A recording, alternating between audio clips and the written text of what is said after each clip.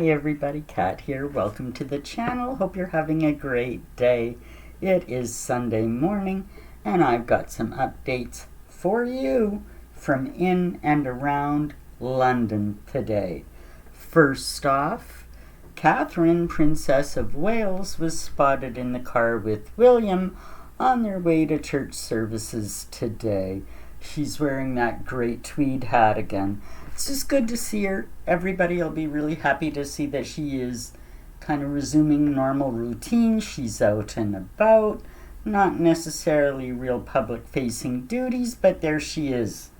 And apparently she was holding meetings at Windsor Castle this week, so to some degree she's back to work, and everybody will be real happy about that and having seen her on her way to services today.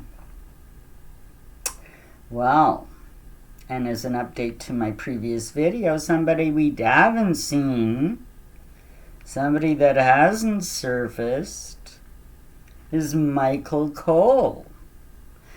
In the midst of everything that's going on, a TV show documentary about Muhammad al-Fayed, Harrods, and the abuse that took place at the time at Harrods. There is an investigation in process right now. There's 20 women that have come forward with allegations going back decades, talking about the abuse at the hands of Muhammad al-Fayed and the complicity of his senior staff, advisors, and aides at Harrods at the time. A real toxic environment of abuse for young women that were working there. You know, it's just another case of he's so rich he can get away with whatever he wants. And indeed, there's been 2 investigations in the past that have gone nowhere. The police have said, there just wasn't enough information to go ahead with it. You know, we see this we've seen it with the recent cases, Hugh Edwards, we've seen Jeffrey Epstein.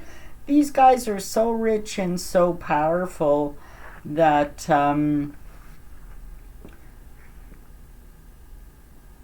the depth of the depravity is so entwined in society that I think even the police are loath to investigate this kind of stuff for what they might uncover. You know, they don't want to have to deal with it, right? Too many big names. So it's that kind of a thing.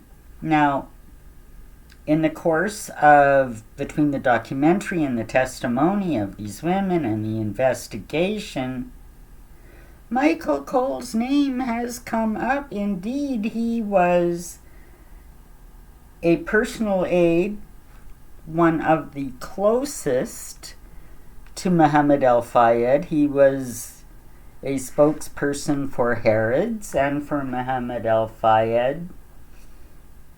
He was as inner circle gets. He was there way back 1995 when these allegations first came around. He was there during the Diana episodes. Indeed, on the night Diana died, on BBC footage of the overnight coverage of, first it was reported as an accident, and then shortly after that Dodi had died, Diana was still having treatment. The news of her death didn't come around till about 4 o'clock the next morning. But indeed, overnight, there was Michael Cole as a spokesperson for Muhammad al-Fayed and for Harrods. He was one of the main, and from that point, he has morphed from spokesperson for Harrods and Muhammad al-Fayed, closest advisor and aide. he's morphed into a royal reporter, royal correspondent. We see him all the time between the different podcasts and news programs. He's commonly brought on as a guest to comment on royal matters. Well, I think that career is done for Michael Cole. That's why we've got an investigation going on. He was one of the... Now, I don't know the depth of this investigation and how it's going to work, and is it a case where they can call witnesses and compel them to testify? Would it be like an under oath kind of... It's not in a courtroom. I think it's a civil investigation going on. So I don't know if they would call him, if they can call him, if he's compelled to cooperate. I don't know any of the legality around it, so I'm just kind of waiting to see if his name pops up again, or indeed if he chooses to make a statement. Now, if it were the case that he was in the inner circle for that long but truly didn't know what was going on, you'd think the guy would want to say something to clear his name and just, wow. If he did know something but has a moral compass that compels him to tell the truth and get it off his chest and let them know really what was going on despite the circumstances and take his punishment, I guess, or public censure, then he might come forward and say something. So far we've heard no evidence that he's cooperating. We've heard also, though, but no evidence that nobody's gone to him for a statement either regarding the El Fayed investigation. So his status in it all, I really don't know. But just my opinion, a guy that was that close to the scene for those many years, he had to have known what was going on. And if he knew what was going on, that makes him complicit. And that complicity is quite possibly complicit to illegal behavior. You'd think the guy would want to set the record straight if there was nothing to it, right? So it's going to be interesting if we hear from Michael Cole. But I can pretty much guarantee you we'll never hear from him again as a royal correspondent. I think he now has become too toxic to touch. But then again, the guy's in his 70s. He can well afford to retire now, and I think it's time, Michael Cole, for you to, if nothing happens to you, well, God's graces, whether it should or not, that's not up to me. I don't have all the facts. But, it's time to put your microphone down.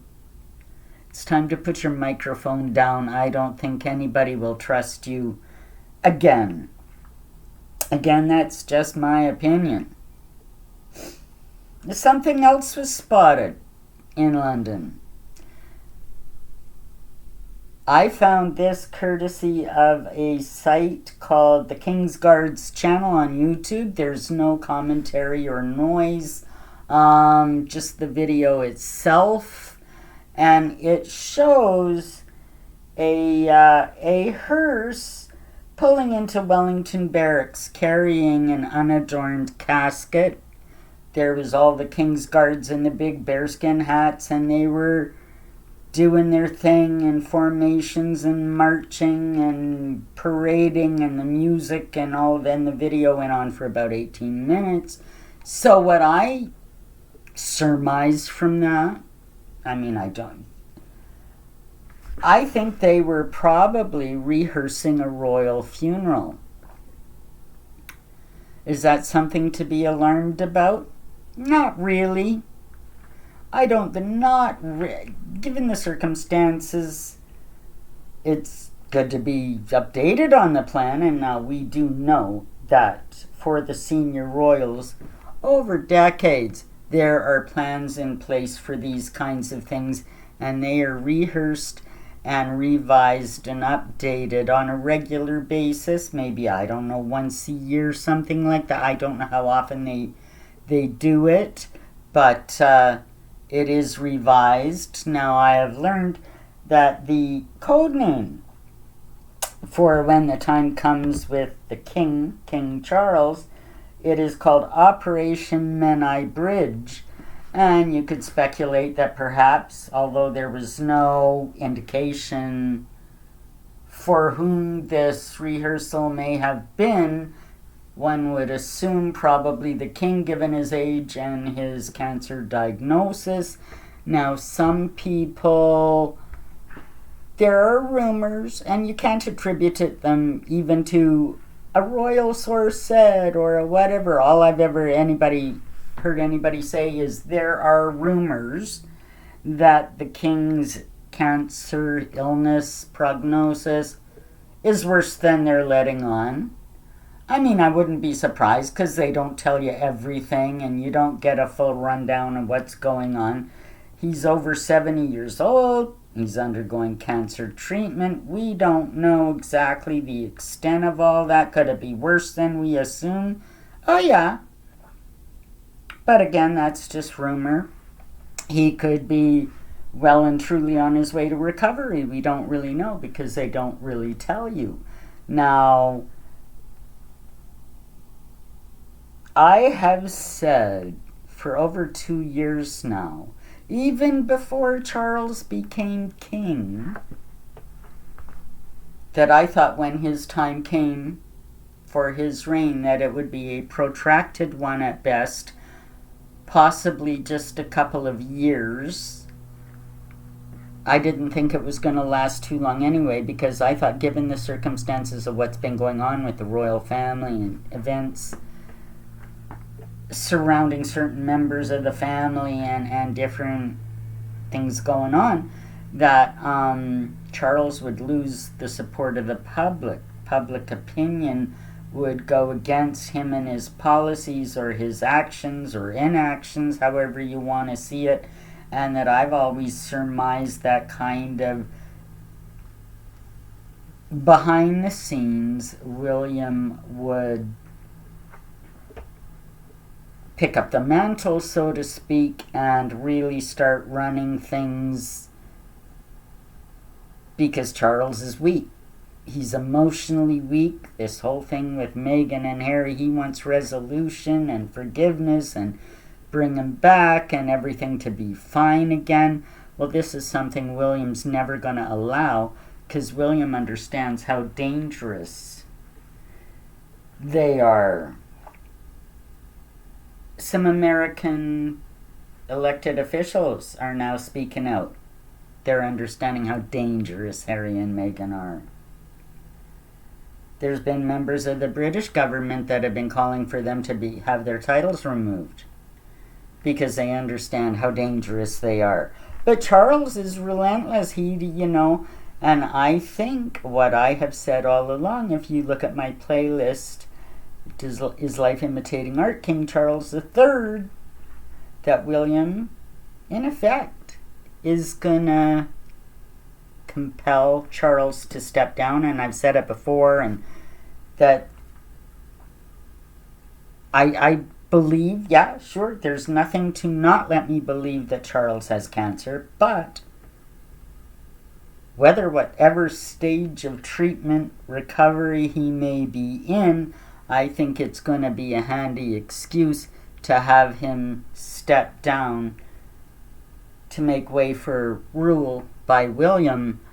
But I think the compelling thing behind it is William's taking control of a bad situation. And that's just how it has to be done. That's what I think is happening. So was this rehearsal of any real importance? Given the timing and this and that, you would think that, yeah, they'd want to update things. Really, though, I think it's coincidental. I don't think that the king's gonna drop dead tomorrow. I have no idea what his prognosis is, despite the rumors. Nobody can tell. Nobody can tell. Cancer, 2 years, 10 years, it also depends on the individual. Nobody can tell, but one thing I am sure of is that Charles is a weak king, and William's not going to stand for it much longer. That's just my opinion. We'll have to wait and see what happens. Hope you enjoyed this update. Like, subscribe, leave me a comment, and we'll see you in the next one. Take care, everybody.